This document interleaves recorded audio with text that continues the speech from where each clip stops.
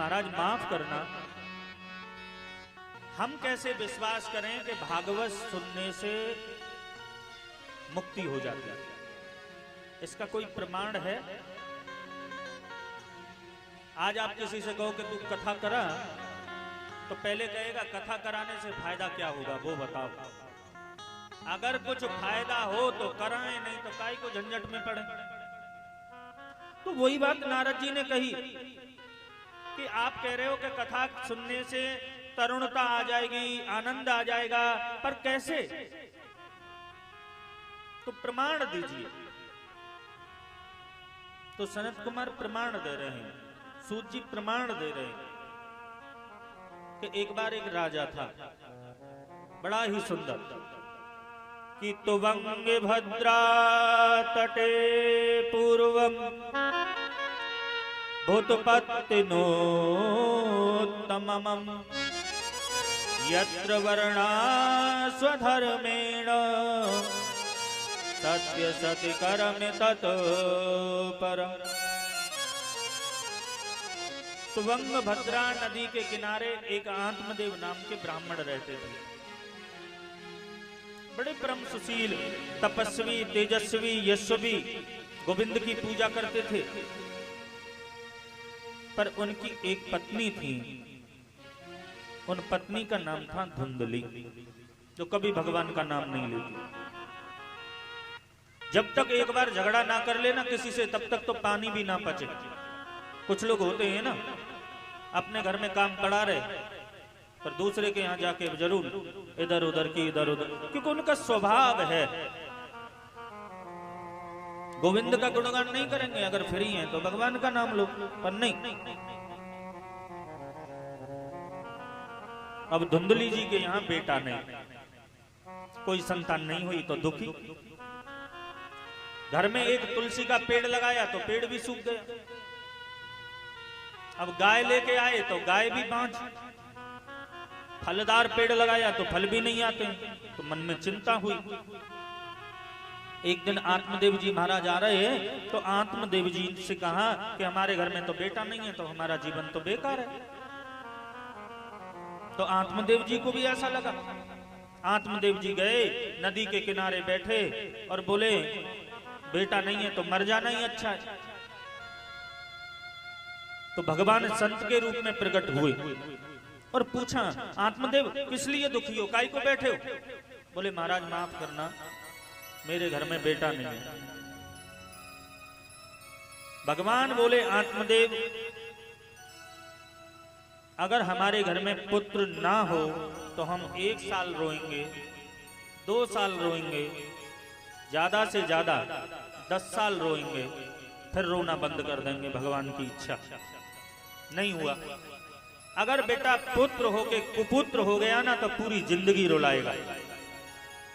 कितने माँ बाप ऐसे हैं जो 4-4 बेटा होने के बावजूद रोटियों को तरस रहे हैं? ऐसी संतान को जन्म देने से क्या फायदा?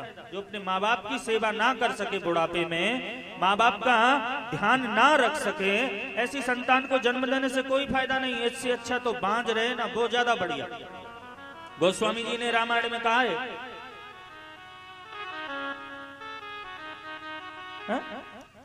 गोस्वामी जी ने कहा कि पुत्रवती जुब तेजग सोही, पुत्रवती जुब तेजग सोही, पुत्रवती जुब तेजग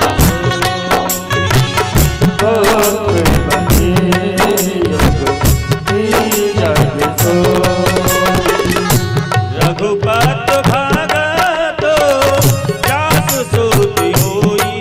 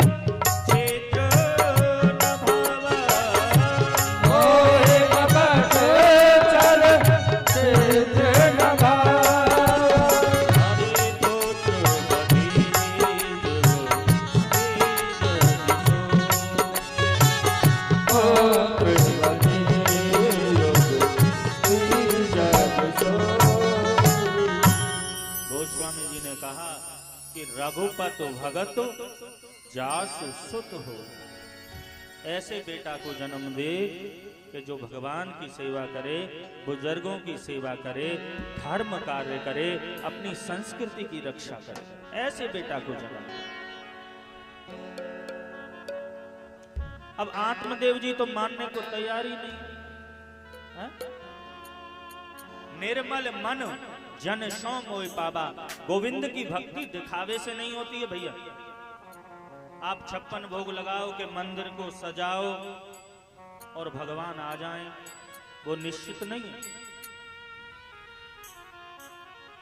भगवान तो प्रेम देख के आते हैं, अनुराग देख के आते हैं।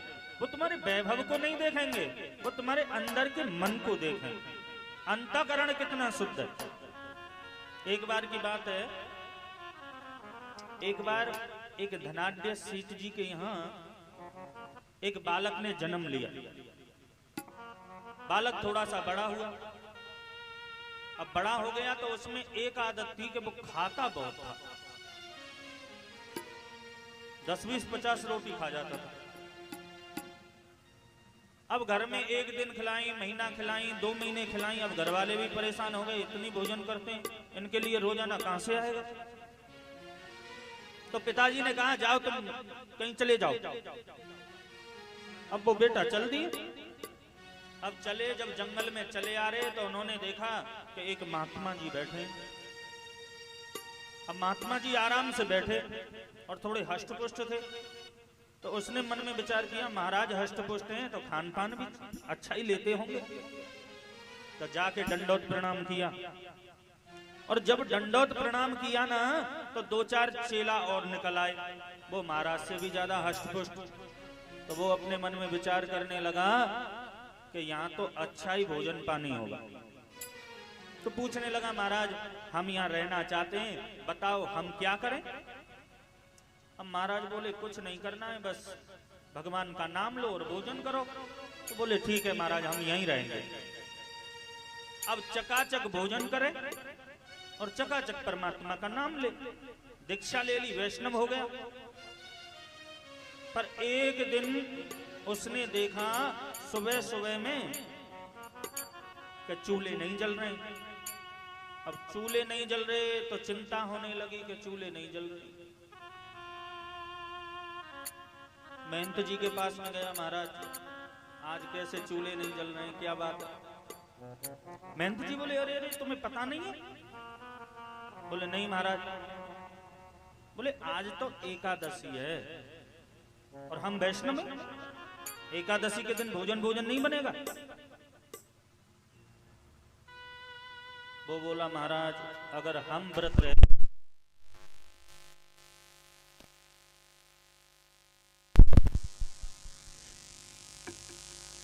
वो कहने लगा महाराज माफ करना, अगर आज आपने हमें एकादशी का व्रत रखवा दिया ना तो हम द्वादशी तो कल की देख ही नहीं पाएंगे।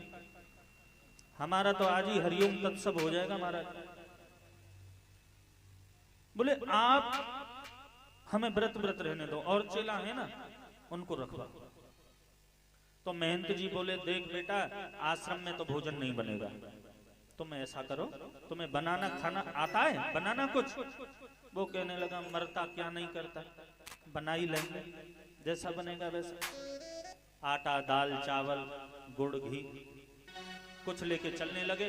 बोले नदी किनारे चले जाओ, नदी किनारे जाके बना लेना, पर एक काम करना वैष्णव हो तो पहले भगवान का भोग लगाना और जब भगवान प्रसाद पा लें तब तुम पा लेना। ठीक है। अब नदी किनारे आए, नदी किनारे आके भोजन बनाया और फिर गुरु जी की बात याद आ गई कि भगवान को भोग लगाना।